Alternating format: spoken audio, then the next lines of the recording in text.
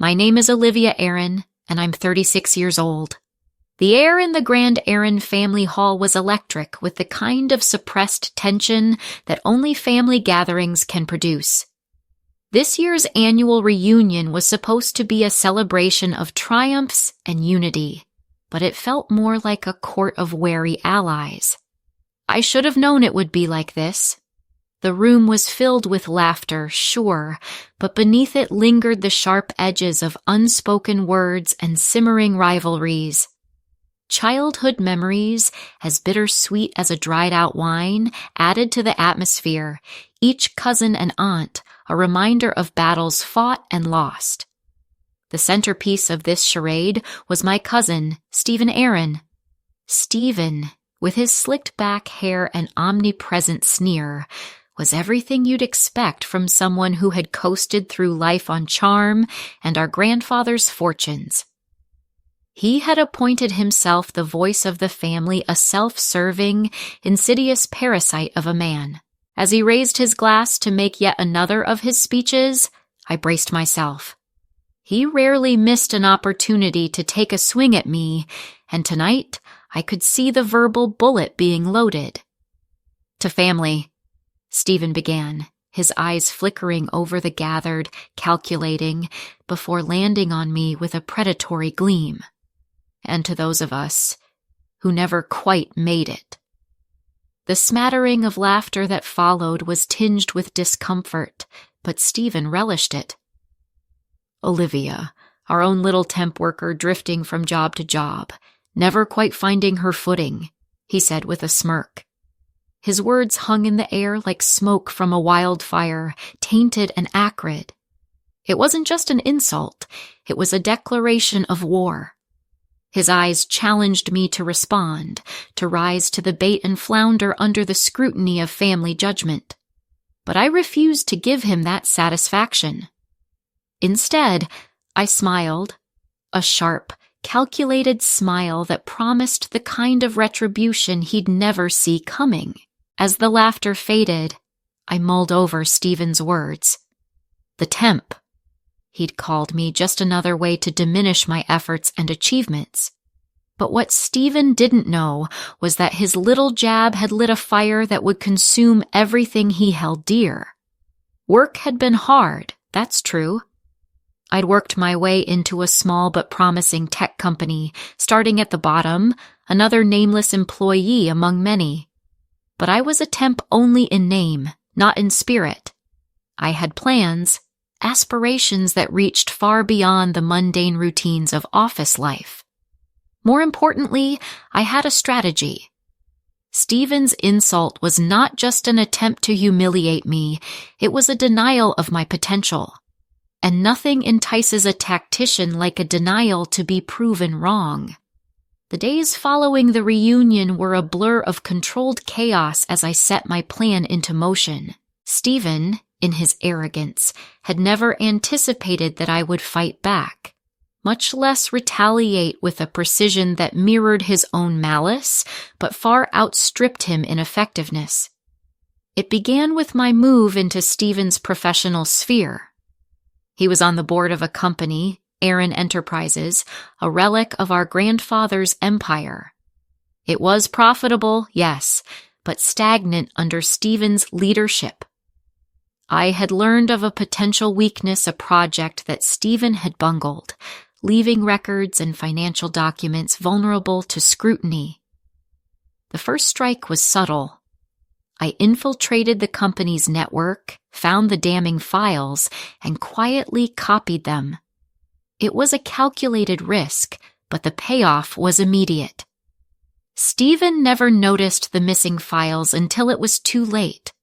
I used them to leverage a partnership with his competitors, gaining a foothold in an industry he thought he controlled. But Stephen wasn't slow to retaliate. His counterattack was vicious and personal. I woke one morning to find my inbox flooded with messages colleagues and acquaintances asking about the rumors. Stephen had initiated a whisper campaign, suggesting improprieties, unethical dealings. It was amateurish, but effective.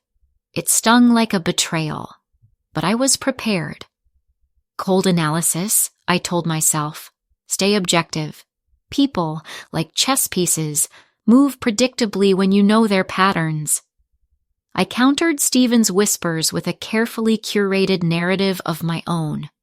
I reached out to every contact I'd made over the years, crafting a story of ambition and underdog perseverance, subtly redirecting Stephen's narrative to highlight his negligence. I planted seeds of doubt about his leadership, his decision-making. One by one, the family members who had laughed at his jabs began to see him as fallible, even incompetent. But Stephen, cornered, escalated the feud in the only way he knew how.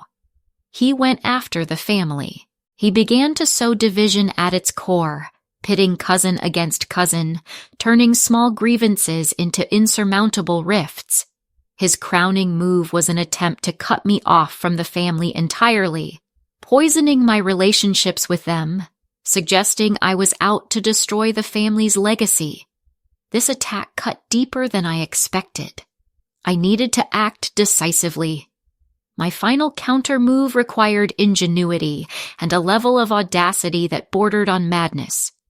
I found my answer in the very legacy Stephen sought to protect.